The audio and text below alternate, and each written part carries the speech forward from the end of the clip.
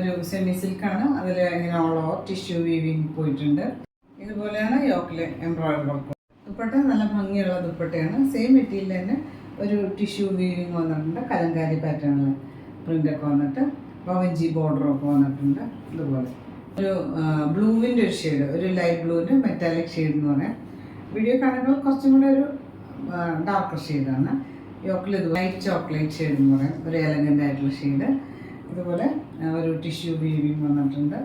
ഒരു സാൻഡൂണാണ്, സെയിം ഷെയ്ഡിൽ തന്നെ. പ്രൈസ് വന്നിട്ട് 1295 1195 പ്രൈസ്.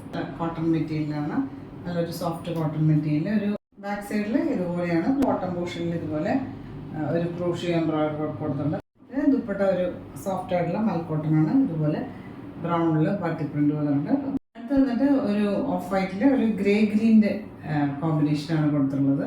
ഇതുപോലെ താഴെ ലേസ് എംബ്രോയിഡറി കൊടുത്തിട്ടുണ്ട്. ദുപ്പട്ട ഇതുപോലെ സോഫ്റ്റ് ആയിട്ടുള്ള മൽക്കോട്ടനാണ് ഉള്ളത്, പാർട്ടി പ്രിന്റഡ് ആയിട്ടാണ് വന്നിട്ടുള്ളത്. പ്രൈസ് വന്നിട്ട് 1295 1195 പ്രൈസ്.